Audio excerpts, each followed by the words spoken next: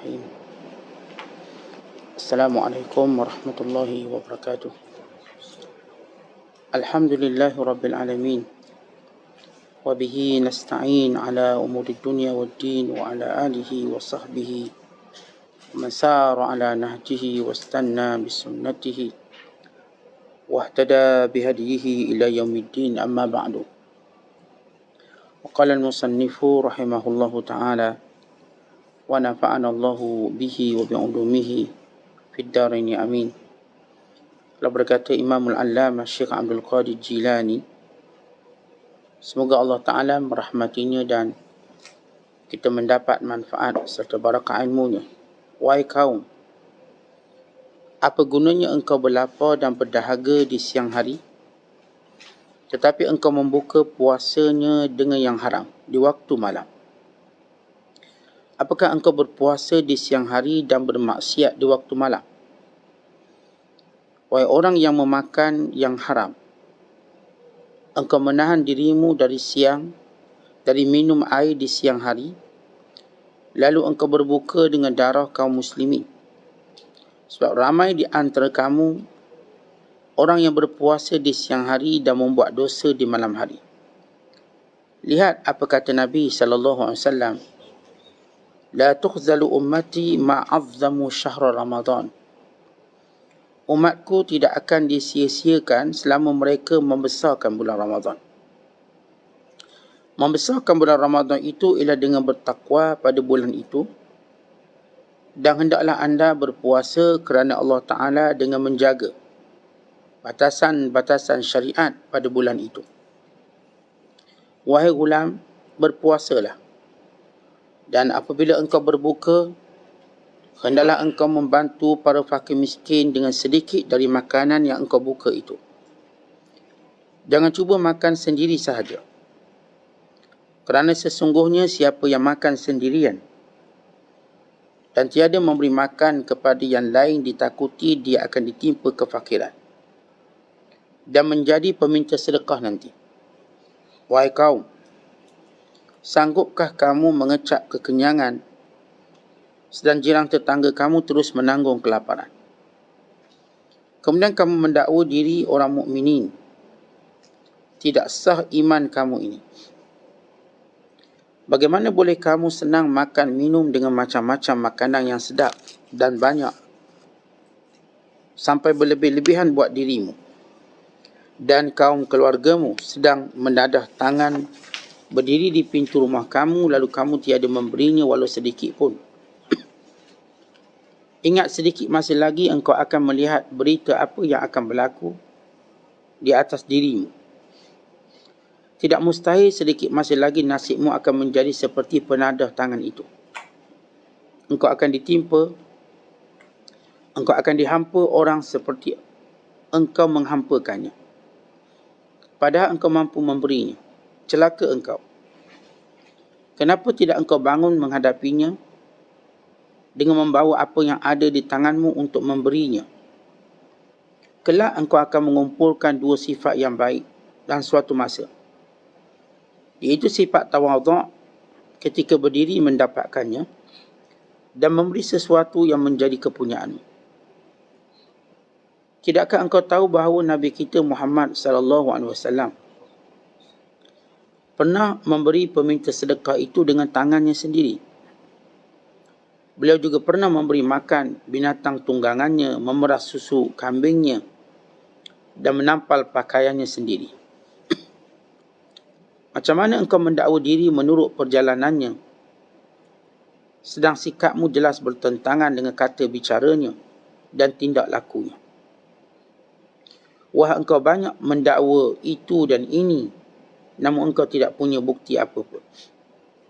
Ada pepatah yang mengatakan, sama ada engkau menjadi seorang Yahudi yang tulen, kalau tidak apa gunanya engkau berminat membaca kitab Taurat.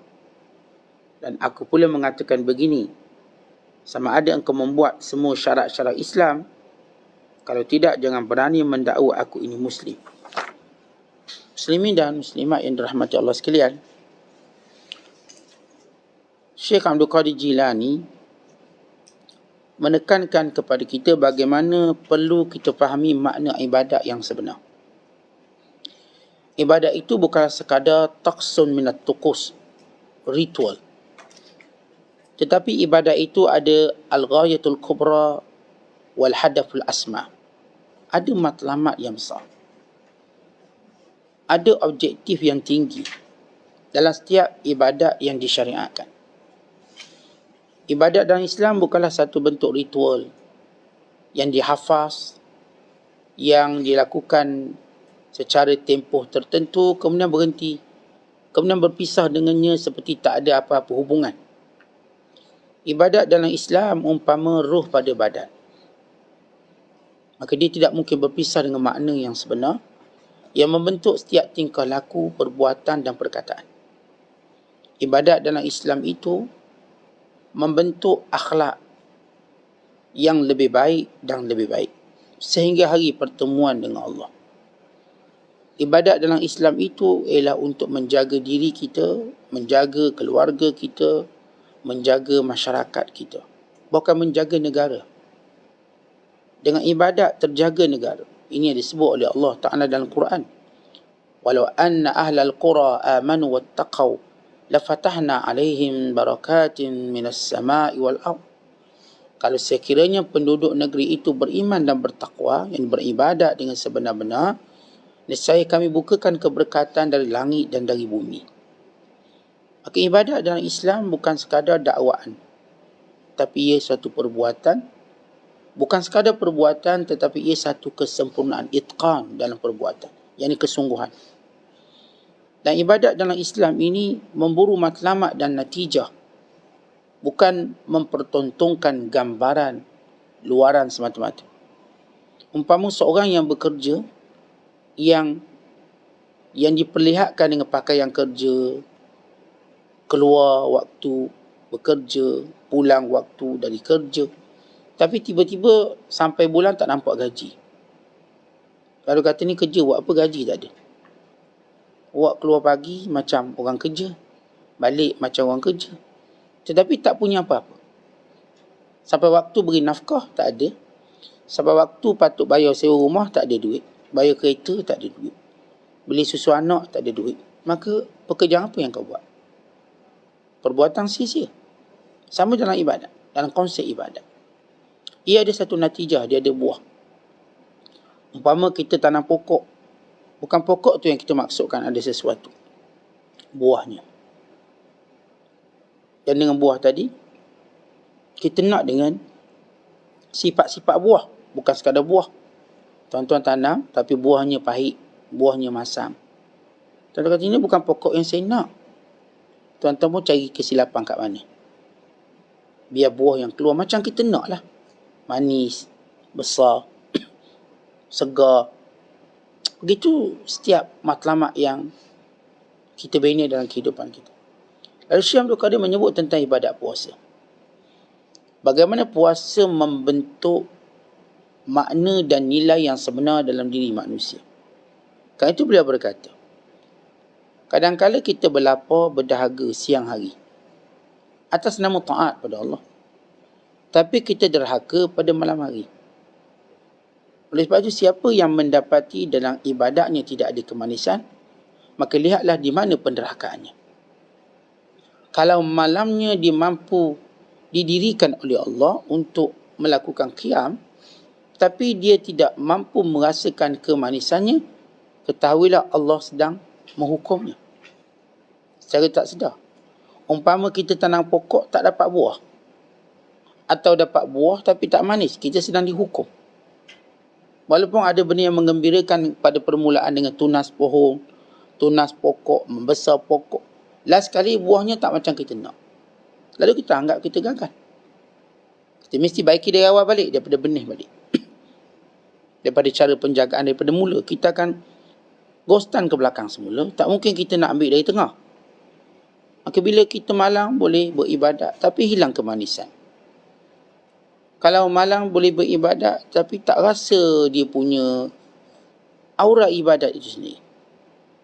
Kalau sekiranya kita pernah buat ketaatan pada Allah, tapi dengan mudah kita langgar, maksiat, dalam masa yang sama atau waktu yang berbeza, namun dengan suasana yang sama, roh yang sama. Macam kalau bulan puasa, siang berlapar, tak makan, tak minum, tapi malam buat maksiat, mengumpat, menista, berdusta, memfitnah, maka tidak mendapat hasil daripada ibadat tersebut. Hatta kalau seorang tak dapat kemanisan, itu sudah cukup sebagai hukuman. Sebab itu kata ulama, carilah kemanisan dalam 3 perkara. Tafaqqadul halawah fi salasati umur. Cari kemanisan pada 3 perkara. Pertama, carilah kemanisan dalam berzikir pada Allah. Cari kemanisan dalam zikir pada Allah. Yang kedua, cari kemanisan dalam solat. Yang ketiga, carilah kemanisan dalam bacaan Quran. Kalau tak jumpa kemanisan itu, berarti kamu sedang dihukum dengan maksiat yang ada. Kalau saya hari ni baca Quran tak rasa seronok. Seronok macam mana tuan-tuan? Biasa kalau kita cita-cita nak baca 1 line, dia jadi 2 line sebab seronok. Macam kita dengar, kita buat satu benda lah, kita target 5 minit je, dah seronok jadi 10 minit. Macam tu dia punya nilai mudah seronok. Seronok sentiasa dia akan melepasi jangkaan kita. Kita rasa nak pergi kebun tu sejam je, tiba-tiba jadi 2 jam. Seronok lah tu. Kita nak sembang dia 5 minit je sebab kita pun ada kerja, tiba-tiba jadi 50 minit. Sebab apa? Seronok. Jadi bila seorang baca Quran, dia punya target selai, tiba jadi 2 like, itu dia seronok. Dan mencari kemanisan dalam solat, maka dia menunggu solat, itu tanda kemanisan.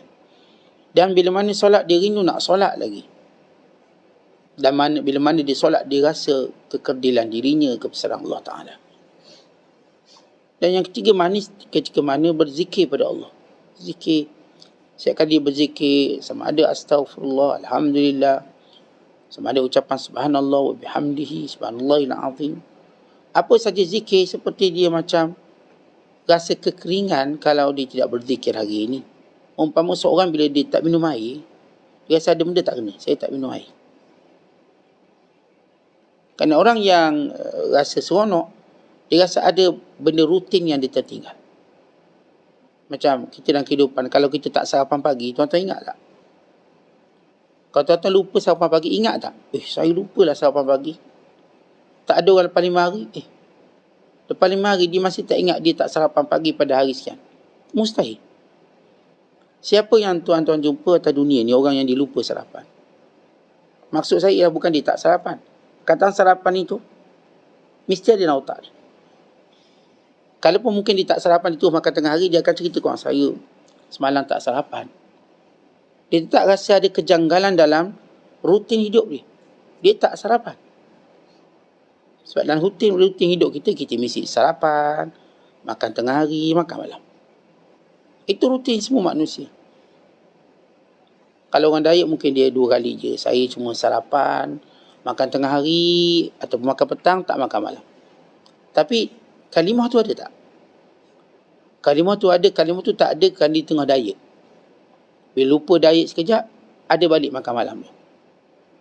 Sebab kalimah tu memang, kalau dalam bahasa Arab kita sebut daripada al-futur, al-ghada, al-asha, ataupun kita sebut daripada breakfastnya, lunch, dinner.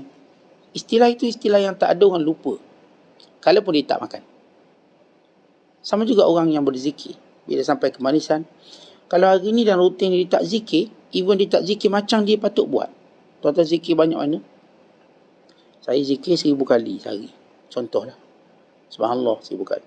Kalau tuan-tuan buat 900 kali, rasa silap ni. Tuan-tuan qada balik dia 1100 pada hari berikutnya. Itu kerana kita rasa kemanisan. Bila kita tak rasa kemanisan, cukup itu hukuman kita. Apatah lagi kalau kita sampai peringkat buat maksiat, memang hukuman Allah pada kita. Allah sedang menghukum. Kan nilai ibadat, tuan-tuan sekalian, dia ada nilai at-ta'zim. Sekarang itu disebut dalam hadis, la tughzalu ummati ma'azzamu syahra Ramadan. Umatku tak akan disia-siakan oleh Allah selagi mana dia membesarkan Ramadan. Hadis ini bukan sekadar makna Ramadan. Siapa sahaja yang membesarkan setiap hukum ahkam Allah, perintah Allah, maka itu tanda dia takwa. Allah berfirman dalam surah Al-Hajj, Dzalik wa man yu'azzim sya'airallah fa innaha min taqwal qulub. Demikian itu sunnatullah, siapa yang membesarkan segala syiar Allah atas muka bumi ini, maka dia ada takwa. Dialah baru benar-benar namanya orang takwa. Bila kita membesarkan sesuatu lalu kita takut mencerobohnya. Bila kita besarkan sesuatu, agungkan sesuatu, kita begitu cakna dan mengambil berat dengannya. Kalau tuan-tuan ada jam yang mahal sebagai contoh, tuan-tuan membesarkan nilainya. Tuan-tuan hati-hati, jangan sampai tertinggal. Bila tuan-tuan pakai, maka tuan-tuan tahu posisinya di mana. Bila tuan-tuan nak tanggalkan, tuan-tuan nak letak kat mana. Bukan suka-suka je letak ni, jam mahal ni. Sama juga kita ada kenderaan yang mahal. Kita membesarkannya. Kita tahu nak basuh ni kat mana. Bukan senang-senang kita suruh orang basuh. Nanti cala habis kita. Kita tahu nak baiking enjin kat mana. Bukan suka-suka kita bagi mekanik. Dan kita tahu nak simpan garaj mana. Ni garaj yang istimewa, takkan simpan kat luar. Berpanas, berhujan, berembun. Tidak mungkin. Melainkan dia tak ada nilai. Maka demikian ibadat. Ibadat kita jangan biar dia berpanas, jangan biar dia berhujan, jangan biar dia berembun. Maksudnya jangan biarkan dia rosak sehingga tak sampai maksud. Seorang berpuasa, apa maksud yang Allah sebut tentang puasa? Allah menyatakan la'allakum tattaqun. Maksudnya supaya kamu bertakwa. Ya ayyuhalladzina amanu kutiba alaikumus siyam kama kutiba alal ladzina min qablikum la'allakum tattaqun. Wahai orang yang beriman, diwajibkan ke atas kamu puasa sebagaimana telah diwajibkan kepada umat terdahulu. Dengan cara itu kamu akan mendapat takwa. Bila Allah Ta'ala mengfardukan solat, apa kata Allah? Innas salata tanha anil fahsya'i wal munkar. Sembahyang mencegah perkara keji dan perkara munkar. Keji yakni zina, munkar yakni segala perkara yang menyalahi syarak. Perbuatan, perkataan. Dan bila Allah Ta'ala mensyariatkan haji, faman farada fihinnal hajj fala rafasa wala fusuka wala jidala fil hajj. Siapa yang tahu diwajibkan padanya haji, maka jangan dia bercakap benda-benda yang jahat, lucah. Jangan dia bercakap perkara fasik, jangan dia berdebat, jangan dia berbalah. Segala ibadat dalam Islam, dia ada satu kita panggil al-hadaful asma, objektif yang jelas. Bukan sekadar kita tahan makan, tak minum, tak makan. Tunggu daripada subuh sampai maghrib. Lepas tu kita datangkan yang haram. Buat perkara yang melanggar syariat dan hukum. Maka ini bukan puasa yang sebenar. Dan puasa itu juga kata Syekh Abdul Qadir sehingga kamu tak tahu nilai menghargai orang miskin. Kan di antara tujuan puasa ialah untuk kita rasa kesusahan orang miskin. Tuan-tuan, macam mana nak rasa kesusahan orang miskin? Nak rasa tak ada duit, kita tak rasa sangat. Rasalah dengan cara berlapar. Sebab kita kalau cuba untuk fahami macam mana keadaan orang miskin, oh tak ada duit, kita pun cuba tak buat duit bila jalan. Tak boleh sebab duit kita dalam bank banyak. Perasaan itu takkan sama macam orang miskin rasa tak ada duit. Saat saya dah cuba ikut macam orang miskin, cuba merasai penderitaan mereka. Dengan cara apa? Bila saya hari ni tak bawa duit, Sat. Oh, dia masa kesuruhan dia tak bawa duit, senang tak ada rumah. Tak bawa duit. Dia saya rasalah macam miskin macam mana. Tak, awak takkan rasa. Sebab awak tahu ada duit dalam bank banyak. Awak boleh rasa dengan cara berlapar. Maka jangan makan. Kita pun tak makan hari ni, tak sarapan. Tak makan, oh laparnya. Rasa tak lapar, oh rasa muka dah berubah. Tuan-tuan kalau tak ada duit dalam poket, muka tak berubah. Sebab saya katakan, tuan-tuan tahu tuan-tuan ada duit kat lain. Sebab saya tak ada duit ni, tengok kosong dompet. Ialah kosong dompet, dalam minda penuh. Orang yang bila kita nak rasakan sesuatu, maka Allah beri satu benda yang orang kaya juga akan terasa, lapar. Sebab tu bila kita lapar kan watak kita sama. Watak kita sama macam mana? Letaklah apa benda pun habis. Letak apa pun depan. Berlaparkan 2 hari, kita tengok. Masa tu memilih tak makanan. Orang kaya tak memilih, orang miskin pun tak memilih. Kenapa? Kerana lapar menjadikan kita tak ada pilihan. Depan kita makan. Maka Allah nak suruh kita rasa penderitaan orang susah. Maka berlapar. Dan kita pun kalau sebut orang susah, kita kata, oh dia tu tak makan, tak ada beras. Simpati kita pun datang mendalam. Kalau hari ni zaman musim pandemik, kita kalau dengar dia tak boleh bayar rumah, bayar kereta, dia macam okey lagi. Tapi dengar dia tak makan, kita mula tersentak. Tak makan. Istilah tak makan cuma menakutkan kita. Terus mengeluarkan simpati dalam hati kita. Itu kalau kita ada iman. Kalau hati kita masih lembut. Tapi kalau hati keras, orang tak makan pun dia tak peduli. Kerana itu kata Nabi SAW, Laisal mu'min alladhi yashma'u wa jaruhu ja'i'un ila jambihi. Bukan orang beriman yang tidur kenyang sedangkan jirannya kelaparan dalam keadaan dia tahu. Sebab orang beriman ni dia ada naluri insaniyah, kemanusiaan. Bila benda tu dia dengar dan dia tahu, dia tak mampu tidur diam, dia tak mampu duduk diam.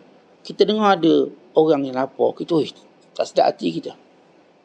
Apatah lagi kaum keluarga terdekat, orang yang kita kenal, jiran sebelah, dia tak makan, anak-anak dia tak makan. Maka kata Syekh Abdul Qadir, ingat dia tujuan ibadat puasa. Tiba-tiba hati kamu tu tak keras, tidak ada simpati dengan orang miskin, tak fikir nak ulur makanan. Kata Nabi SAW, ma'aman Nabi, orang ni memang tak beriman dengan aku. Siapa? Yang dia kenyang dan jirannya lapar. Ma'aman Nabi, tak beriman dia. Dia maksud tak beriman sepakat ulama', artinya tidak sempurna iman. Bukan orang ni tidak mencapai padanya matlamat ibadat itu sendiri. Tetapi bila kita berpuasa, apa yang akan jadi bila kita keluar daripada madrasah Ramadan, institusi Ramadan? Apa yang akan berlaku? Sikap prihatin kita pada orang meningkat. Sikap prihatin kita. Sebab kita mula rasa kesusahan lapar tadi. Sebab kita bukan diajar oleh Allah berlapar satu hari, sebulan. Sebulan Ramadan, kita mulai rutin lapar. Dan kita tahu bagaimana lapar. Lapar ini satu bentuk ujian yang berat, yang besar. Maka kerana itu kita nampak sesuatu yang menggembirakan ialah memberi makan. Dan kita akan faham dengan lebih jauh bila Nabi SAW menyatakan afdalul a'mal idkhalus surur 'alal mu'min. Semulia-mulia amalan menggembirakan saudara seagama. Mengembirakan dia, ya. Bila kita diajar dengan zakat fitrah, apa tujuan zakat fitrah? Yang disebut oleh Nabi SAW. Untuk gembirakan orang tidak ada apa-apa pada hari itu, untuk mereka beraya macam kita. Jadi orang Islam yang kita memahami suatu ibadat atau suatu perintah berdasarkan besar kecil iman kita. Kalau tuan-tuan iman besar, tuan-tuan akan faham lebih jauh. Bukan saya cuma nampak keprihatinan saya pada jiran tak makan. Even jiran yang tak berpakaian, even jiran yang tak berpakaian baru, even jiran yang tidak boleh gembira pada hari ini kerana sebab terhalang, maka saya akan pinggirkan semua sebab-sebab yang menghalang digembira untuk digembira bersama saya. Sebab hari raya sepakat ulama, hari gembira. Dan gembira kita tidak sempurna melainkan kegembiraan orang sekeliling kita. Kalau tuan-tuan seronok seorang-seorang orang senyap, tuan-tuan boleh menikmati kegembiraan tu. Mereka orang yang hati keras. Saya nak bila saya gembira, orang sekeliling saya juga mengukis senyuman yang sama dengan saya. Orang sekeliling saya juga bereaksi seperti saya. Itulah kegembiraan. Macam tuan-tuan tengok kegembiraan stadium bila satu gol dihasilkan. Saya juga gembira. Bukan pemain tu je gembira. Berlari tengah padang, sambil keliling padang. Penonton tu pun kalau boleh, dia pun nak berlari sama. Tapi nak macam duduk atas kursi, namun kegembiraan dia. Nampak ada satu, kita katakan, insijam, satu penyelarasan jiwa. Sebab itu kata Nabi SAW dalam membentuk penyelarasan jiwa mukmin. Apa kata Rasulullah? Masal mu'mina fi tawadihim wa ta'atufihim wa tarahumihim kamasalil jasadil wahid. Idza ishtaka minhu 'udwan tada'a lahu sa'irul jasad bis-sahri wal humma. Bandingan orang beriman ini dalam kasih sayang mereka, dalam sifat kemesraan mereka, dalam sifat saling bersimpati sesama mereka, seperti satu jasad. Bila satu anggota badan saja yang sakit, menyebabkan anggota badan yang lain turut berjaga dan demam. Yang sakitnya perut, ditahan, akhirnya demam. Demam, kita tahan sakit, demam. Maka anggota lain turut terasa, sendi-sendi mula rasa. Contoh yang sakitnya gigi. Cuba lihat seluruh anggota badan kita bekerjasama untuk kurangkan sakit gigi. Tangan kita mula pegang sini. Kenapa? Itu boleh mengurangkan. Otak kita cuma aja sabar kejap. Nanti nak pergi klinik gigi. Yang lain turut simpati dengan kita sehingga hilang selera makan. Jangan makan lagi. Perut sabar tak apa, jangan makan. Gigi tengah sakit. Dan seluruh badan kata kalau macam tu kita tidurlah. Maka kita pun tidur. Untuk apa? Membantu gigi. Jangan sakit. Tidur mudah-mudahan bangun nanti gigi kurang sakit. Dan seluruh bekerjasama. Tak ada satu pun tidak bekerjasama. Akhirnya tuan-tuan lihat pulih. Gigi sakit satu badan. Sakit kaki satu badan. Sakit tangan satu badan. Sakit lidah satu badan. Itulah kita bila memahami setiap ibadat itu ada orang lain dalam ibadat kita. Maksudnya, bila seorang itu ibadat, bukan sekadar dia menunaikan hak Allah. Hak Allah yang dipaham menjadikan dipaham hak manusia lain. Kita pergi haji. Hak siapa? Hak Allah. Tapi Allah suruh kita memahami hak orang yang lain. Kita mesti dengan ramai orang, kita rasa nak marah. Maka Allah sebut jangan marah. Kita rasa macam kita je nak cepat. Jangan, semua nak. Kita je nak tawaf habis cepat. Orang lain pun sama. Kita je nak sa'i cepat. Orang lain pun sama. Maka kita memahami orang lain macam mana kita memahami kita. Sebab itu kita dipakaikan dengan pakaian yang sama. Nah, pakai semua sama. Putih. Yang raja, yang menteri, yang berada, yang biasa, yang beralim, yang jahid, pakai yang sama. Hampir tuan-tuan tak dapat bezakan siapa kalau tuan-tuan tak ada ilmu mengenalinya sebelum itu. Mungkin depan tuan-tuan ni seorang ulama besar. Tuan-tuan pun tak tahu. Sebab dia kopiah pun tak pakai. Ihram. Mungkin depan tuan-tuan ni seorang koprak yang berjaya. Tuan-tuan pun tak tahu. Sebab dia pun tak bawa helikopter dia. Dia jalan kaki macam kita. Mungkin orang di hadapan kita ini seorang yang tak ada apa-apa. Miskin. Tapi pakaian sama dengan kita. Mungkin depan ni lah orang yang bernama, keturunan raja dan sebagainya. Mungkin depan kita ni wali Allah. Mungkin. Kita pun tak tahu. Sebab kita telah diwajibkan oleh Allah memakai pakaian sama. Tak ada kita jumpa orang yang pakai lain. Kain ihram warna kuning ke. Sebab dia raja. Atau kain ihram warna belang-belang. Atau kain ihram warna sekian-sekian. Kita tak akan jumpa. Hasya lillah. Mustahil. Selama haji diwajibkan. Begitulah keadaan orang ni. Tuan yang biasa pergi haji, pergi umrah. Apakah tuan-tuan nampak ada yang cuba menongkak arus? Tak ada. Dalam kita tawaf Kaabah, sama. Ada menongkak arus? Tak ada. Melainkan dia ada sebab lain. Dia nak cari anak dia, bukan dia nak tawaf. Dia mungkin menongkak arus. Dan kita semua tahu dia bukan sedang melakukan tawaf. Dia mungkin cari anak dia, atau cari jalan keluar nak keluar. Atau dia mungkin dah selesai tawaf. Sa'i pun sama, kita faham. Ke sini Safa, ke sana Marwah. Maka dalam hak Allah pada kita dalam ibadat, ada hak orang lain. Puasa hak Allah. Tapi ada hak orang lain, orang miskin. Maka sehingga zakat fitrah itu penyempurna pada puasa. Puasa kita tergantung-gantung sampai kita bayar zakat fitrah. Dan zakat fitrah itu untuk siapa? Fakir miskin. Lalu kalau seorang tak puasa, dia kena bayar fidyah. Untuk siapa? Untuk fakir miskin. Seorang yang tak mampu puasa, dia kena bayar fidyah. Untuk siapa? Fakir miskin. Seorang yang sakit, tak boleh puasa, dia fidyah. Untuk siapa? Fakir miskin. Maka kita pun tengok, apa dia punya connection yang terlalu kuat dengan manusia. Ya, kerana ibadat ini ialah kita mula, bila kita melaksanakan perintah Allah, kita mula memahami manusia siapa. Hak dia. Dan dalam mentaati mak ayah kita. Sehingga Allah kata, وَقَضَى رَبُّكَ أَلَّا تَعْبُدُوا إِلَّا إِيَّاهُ وَبِالْوَالِدَيْنِ إِحْسَانًا. Itu baca dalam suratul Isra ayat 23. Allah mewajibkan kamu untuk menyembah Allah. Dan kepada dua ibu bapa kamu berlaku baik. Lepas sembah Allah, terus sebut mak ayah. Kenapa? Allah ciptakan kita. Ya. Dan Allah ciptakan kita melalui perantara mak ayah kita. Kewujudan kita dalam melakukan ubudiyah pada Allah, asbab terbesarnya daripada mak ayah kita. Kalau tuan-tuan tak dilahirkan daripada mak ayah tuan-tuan, bagaimana ibadat itu boleh terhasil? Sebab itu, hanya sebab seorang ibu melahirkan kita dan kita berpunca daripada benih ayah kita, walaupun mereka tak pernah jaga kita, atau mereka tak pernah peduli kita, hak mentaatinya tak pernah gugur. Sebab mewujudkan kita di dunia ini satu nikmat yang besar. Kalau ada seorang tu, ayah dia lepas mengandungkan mak dia, terus hilang diri, tak tahu ke mana. Mak dia pun lepas beranak, dia pergi beri pada rumah pengasih, rumah pengasuh, beri pada welfare, kebajikan. Dia pun hilang.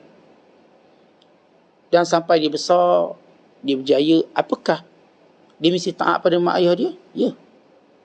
Wajib. Wajib dia mentaati mak ayah dia. Kerana sebab dia wujud itu sebab yang besar. Sebagaimana sebab Allah cipta dia sebab yang besar. Untuk dia menyembah Allah. Tapi kalau ada orang tuan-tuan ibadatnya bagus, derhaka pada mak ayah, maka dia tak faham ibadat. Kalau orang tu ibadat bagus tapi dengki sombong, dia tak faham makna ibadat. Kalau ibadatnya Masya Allah boleh dipuji, tetapi dia tidak pernah punya simpati kepada orang-orang yang susah, maka orang ni tuan-tuan seperti yang kata Syekh Abdul Qadir, kelak dia akan dihampakan sebagaimana dia menghampakan orang. Nabi kata apa? Kama tadinu tudan. Macam mana kamu buat, kamu akan rasa benda yang kamu buat. Tetapi apa yang kita rasakan sesuatu yang kita tak enak dan tak seronok, kesan daripada apa yang kita lakukan dahulu. Allah berfirman, Zahral fasadu fil barri wal bahr bima kasabat aydin nas liyudhiqahum ba'da ma amilu la'allahum yarji'un. Telah zahir kerosakan di muka bumi, di daratan dan di lautan, disebabkan perbuatan tangan mereka sendiri. Untuk kami balas semula, biar mereka rasa kesan perbuatan mereka, supaya mereka insaf. La'allahum yarji'un, supaya mereka pulang semula. Tuan-tuan, di sini dalam ibadat mengajar kita makna pulang kembali pada fitrah. Makna taubat, tabayatubu, yakni pulang kepada fitrah. Bila kita sebut inna lillahi wa inna ilaihi raji'un, kita milik Allah, pada Allah kita kembali, yakni kembali pada fitrah kita. Siapa kita? Hamba Allah yang menurut perintah, hamba Allah yang perlu merendah diri, hamba Allah yang perlu ada sifat tawaduk, hamba Allah yang perlu melihat orang lain, keperluan orang lain sebagaimana keperluan dia. Tapi kalau dengan ibadat yang kita buat, kita tak nampak keperluan orang lain macam keperluan kita, maka kita masih jauh daripada ruh ibadat. Orang lain pun susah, maka kita kena faham susah tadi. Orang lain pun tak suka itu dan ini, kita juga mesti tahu kerana perkara yang sama kita tak suka. Contoh kalau kita maki orang, misalnya, kita pun tahu kita tak suka dimaki. Kenapa kita buat sesuatu yang kita pun tak suka kalau kembali pada tubuh kita? Kalau sekiranya kita menasihati orang dengan cara yang kasar dan sebagainya, kita juga tidak mahu dinasihati secara macam tu. Kerana itu kita perlu ingat, dalam hidup tuan-tuan, jangan cuba untuk kita hampakan manusia. Jangan cuba kita susahkan manusia. Kerana benda yang sama kita tak suka buat. Sama ada kita dengan pasangan kita, kita dengan kawan-kawan dan sahabat kita. Sebab itu kalau kita lihat daripada akhlak Nabi SAW, keprihatinannya kepada manusia luar biasa. Kerana itu Allah berikan pada sikap pemaaf dan tawaduk. Sifat pemaaf dan tawaduk ini sifat yang tinggi dalam diri Rasulullah. Amat tinggi. Tawaduk baginda tinggi, sehingga kedudukan baginda sebagai manusia terpilih, Rasul terpilih, ketua ulul azmi, ketua para nabi dan para mursalin, sebaik-baik manusia atas muka bumi, Habibullah, kekasih Allah. Tentang tawaduk baginda tidak pernah meletakkan dirinya dalam posisi perlu dilayan seperti raja. Bukan permintaannya walaupun dia dilayan begitu, tapi bukan permintaan Nabi SAW. Kerap baginda sama-sama melakukan sendiri. Bila Rasulullah sendiri jahit baju, jahit kasut, memerah susu kambing, Rasulullah sendiri mengambil air. Dan Rasulullah tak melihat dalam situasi kedudukannya untuk dia dikhidmat 100%. Ya, orang berkhidmat kepadanya kerana nak mencari pahala dan kemuliaan. Tapi bukan itu yang baginda SAW nak. Yang Rasul nak lebih pada orang ni mendapat kebaikan dan pahala. Sebab pahala dia dapat kerana memuliakan Nabi SAW, maka Rasul biarkan. Tapi bukan Rasulullah untuk mahu dimuliakan kerana kedudukan baginda, tidak. Tapi kerana perintah Allah begitu. Macam kita lah, bila kita memuliakan para ulama, kalau ulama Rabbani, dia bukan nak dia dimuliakan, tapi dia nak anak murid dia dapat pahala kerana memuliakan ulama. Tapi bukan dia nak dimuliakan. Itu satu perbezaan yang perlu kita faham. Buktinya, kalau kita tak buat pun dia boleh buat. Kalau tuan-tuan meninggalkan dia, dia masih boleh buat macam biasa. Dia boleh makan, dia boleh minum. Kalau isterinya tak mau berkhidmat dengan dia, dia masih boleh buat. Kalau isterinya tak masak, dia pun masak sendiri. Dia pun boleh buat air sendiri. Bukan je ni, kalau isteri tak buat air, maka hauslah dia hari tu. Kenapa saya macam mana pun, isteri kena buat air. Saya tak akan buat sendiri. Ini mencemaduli namanya. Saya tak akan mencemaduli saya. Sebab saya orang, suami. Maka saya biarkan semua isteri saya buat. Tetapi kalau isteri kita, dia nak buat kerana nak dapat kemuliaan seorang isteri berkhidmat. Yang disebut dalam hadis, antara pahala paling besar ialah husnul taba'ul. Itu si isteri melakukan sebaik-baik khidmat pada suami. Dia nak pakaikan stokin suami. Dia nak tolong pakaikan tali pinggang suami. Dia nak tolong pakaikan kot suami, baju suami. Dia nak tolong pasangkan butang baju Melayu pada suami. Misalnya, itu husnul taba'ul dia. Tapi bukan kita yang suruh. Ia datang daripada kebaikan ni. Kalau isteri saya tak pakaikan stoking untuk saya pun boleh pakai. Saya boleh pakai 2 helai lagi. Saya boleh buat lebih pada dia buat. Saya tak pernah marah. Tapi kalau dia buat sebab dia nak dapat pahala itu, husnul taba'un. Dia nak. Kalau isteri saya kata dia tak nak buat air pada saya boleh buat air 1 jug. Boleh bagi minum 1 tamam pun boleh. Saya tak kisah. Kalau isteri saya misalnya tak nak masak untuk saya tak susah, saya boleh masak. Atau saya boleh order food panda dengan panda-pandanya sekali je. Saya tak kisah, saya tak ada masalah apa-apa. Maksudnya ini ialah orang yang dia tidak mahu berkhidmat, melainkan kerana dia nak orang yang berkhidmat dapat kemuliaan, pahala di sisi Allah. Ya, kerana apa yang isteri, kalau kita faham, kalau seorang isteri sebagai contoh, apa yang dibuat pada suaminya, pahalanya berganda-ganda daripada apa yang dibuat pada orang lain. Dia senyum pada suaminya, pahalanya lebih banyak. Kalau dia buat air untuk suami, pahalanya lebih banyak. Sebab ini panggil husnul taba'un. Pahalanya berganda-ganda. Takkanlah dia nak tolak. Sedangkan wanita dalam rumah tangganya, dia sedang berada dalam lubuk. Tentang umpama seorang perempuan, seorang yang berada pada kolam yang penuh ikan, buat apa kita nak ke laut dan ke sungai? Kalau di sini dengan kita ngai tak pakai umpang pun dapat. Letak je joran, umpang pun tak sebab letak, ikan dah makan. Ikan macam nak naik ke atas. Kita belum turunkan joran kita, ikan dah melompat naik atas. Kita tak ada bakul. Begitu perumpamaan lubuk pahala bagi isteri dalam rumah. Ya, lubuk pahala. Setiap apa yang dia buat, pahala dan pahala. Isteri yang bijaksana, dia tahu dia bukan memperhambakan pada suaminya, dia memperhambakan diri pada Allah dengan berkhidmat pada suaminya. Dan seorang suami yang bijak juga tahu dia bukan dikontrol oleh isterinya, bukan juga dia memperhambakan diri pada isterinya, tapi dia memperhambakan dirinya pada Allah dengan melakukan kebaikan pada isterinya. Sebab bagi suami pun sama, itu lubuk pahala dia. Bila dia melapangkan rezeki isterinya, dia melapangkan senyuman pada isterinya, semua ini lubuk pahala dia. Orang paling rugi yang tak dapat pahala di lubuknya, tapi cuba cari pahala di luar lubuknya. Ini orang yang tak bijak. Tak bijak. Bila kita tahu pahala kita banyak di rumah, banyak di rumah, saya tak rasa ada orang menangguhkan pulang ke rumah. Pahala kita ada 2 tempat banyak. Pertama di masjid, yang kedua di rumah. Sehingga percakapan kita dengan isteri pun tidak dikira dosa. Cakaplah nak banyak-banyak dengan bini, tak ada hal. Dia tak disebut sebagai percakapan yang dilarang. Lagi mana tak umpat orang lah. Lagi mana kita tak keji orang. Cakap tentang kita. Banyak benda kita nak cakap tentang kita. Banyak benda kita nak bicarakan tentang kita. Baik, jadi kalau seorang yang saya katakan tidak pernah rasa prihatin pada orang, dia tak ikut Nabi SAW. Kan Rasulullah prihatin. Dan antara keprihatinan Rasulullah sifat tawaduknya dalam rumah tangga, untuk dia tidak mahu menyusahkan isterinya secara mutlak. Kana Nabi sallallahu alaihi wasallam fi mihnati ahlihi. Rasulullah sentiasa membantu keluarga, bantu.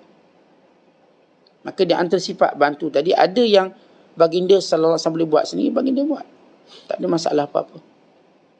Jadi kata Syekh Abdul Qadir, kamu mendakwa itu dan ini, mendakwa Muslim, tapi sifat kamu tak ada sifat Muslim, dakwah. Kalau orang Yahudi dia buat satu kenyataan, kalau benar-benar Yahudi ikut semula kitab Taurat, itu Yahudi tulis. Kalau disebut sebagai Yahudi sebenar, maka ikutlah kitab Taurat. Maka orang beriman lebih pada itu syiarnya. Kita orang beriman, kita kena ikut sungguh-sungguh Nabi kita sallallahu alaihi wasallam. Jadi ibadat yang kita buat biar menghasilkan keprihatinan kita pada umat. Kalau ibadat yang kita buat tidak menghasilkan keprihatinan pada umat, kita cuma insan biasa. Insan mendakwa. Sebab bila tuan-tuan tahu nilai yang paling tinggi seorang hamba Allah, maka dia akan gelar sebagai Rabbani. Apa itu Rabbani? Rabbani, di antara makna Rabbani kalau kita pergi kepada hasil terakhir dia, ialah dia menguruskan manusia dan masalah manusia. Kalau seorang dengan ibadatnya sampai dia mampu uruskan manusia, dia dah berjaya dalam ibadat.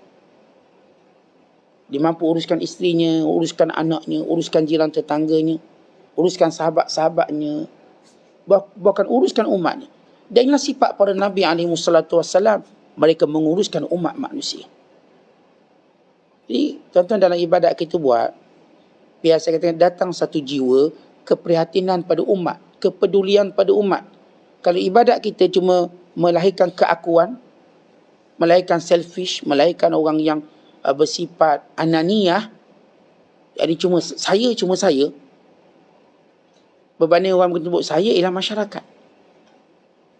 Masyarakat itu saya. Dengan orang kata saya ialah saya, dan saya tetap saya. Ini orang ananiyah. Sebab dia tak dapat hasil ibadat. Sebab itu tuan-tuan lihat, kesan orang beribadat, dia mampu menggembirakan orang dengan senyuman dia. Itu kesan ibadat. Kesan orang ibadat, dia mampu menyebarkan salamnya pada semua umat. Ini memberi aman. Kesan ibadat, dia mampu berkongsi nikmat dan rezekinya. Dia mampu berkongsi, dia tak ada masalah. Seolah-olah dia tak rasa ini milik dia. Tak, kita boleh miliki bersama, kita boleh menikmati bersama. Manfaat yang saya ambil daripada benda ni, awak pun boleh ambil manfaat tu. Manfaat daripada makanan, silakan makan bersama saya. Manfaat kenderaan, sila berkongsi dengan saya tak kisah. Manfaat pakaian, boleh awak pakaikan baju saya, boleh. Semua benda kita nampak bahawa orang, saudara kita ada hak untuk berkongsi dengan kita. Jadi hak untuk berkongsi kegembiraan kita. Saya gembira, saya pun nak suruh awak gembira. Dan bila awak sedih, saya pun ingin bersedih dengan awak. Okay, ini kesan bagaimana orang-orang yang benar-benar punya sikap ataupun memahami nilai ibadat. Dia mampu menjadikan orang sekelilingnya terkesan. Orang sekeliling terkesan kerana ibadat dia. Kerana dia buat baik, orang lain pun berjangkit baik. Kerana satu senyuman yang diukir menjadikan semua orang senyum dan mereka saling senyum antara satu sama lain. Kerana satu salamnya, dia menyuburkan ribuan salam yang terus berlangsung antara mereka. Lihat ibadat kita, mana kesannya pergi. Kalau ibadat kita tak ke mana, cuma berkisar pada diri kita, ada sesuatu yang tersekat. Mungkin ego kita menyekat ibadat itu daripada subur, berkembang, dikongsi. Mungkin kita ada ego, mungkin kita ada sombong. Mungkin kita rasa kita the best dengan apa yang kita dah buat. Walau orang beriman tidak pernah merasakan dia terbaik, kita tak melihat kebaikan itu ada pada orang lain. Kebaikan mungkin ada pada awak, mungkin ada pada sekian-sekian. Sebab itu dalam nilai ibadat sebenar, dia melahirkan masyarakat. Kalau ibadat cuma individu, Rasulullah SAW tak perlu berhijrah dari Mekah ke Madinah. Ia cuma individu. Tapi kesan ibadat lahirlah Madinah Al-Munawwarah. Apa maksud Madinah? Ya, kita dah terjemah Madinah bandar.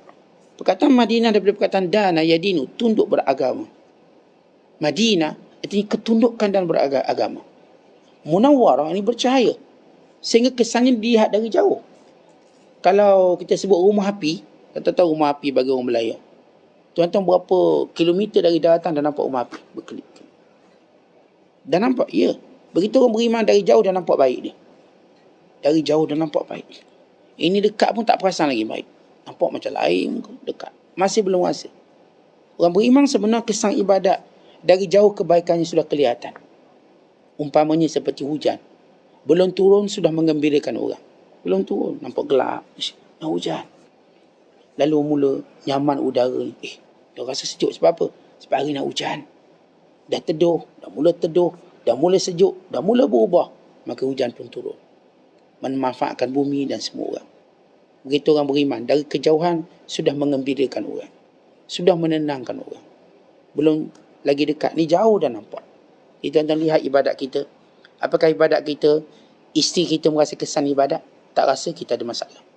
Apakah ibadat kita, suami kita rasa kesan ibadat tadi? Kalau tak rasa, kita ni ada masalah. Semua orang perlu lihat ibadatnya sejauh mana telah memugarkan kemakmuran masyarakat. Itulah ibadat. Baik puasa yang merupakan indikator kepada kepahamannya pada kesengsaraan ummah, ataupun ibadat solat, haji dan lain-lain ibadat. Saya katakan semua ibadat-ibadat tadi yang merupakan asyraful maqamat, tempat paling tertinggi dalam perbuatan manusia. Tidak ada perbuatan manusia lebih tinggi daripada makna ibadat. Tak ada. Sebab ia diwajibkan oleh Allah yang maha tinggi. Maka bila dia kesan tertinggi, maka dia akan dilihat oleh semua orang. Sebab manusia cenderung untuk melihat benda yang paling tinggi. Kita suka kalau ditanya, apakah bangunan paling tinggi? Kita akan lebih suka tengok yang tinggi-tinggi.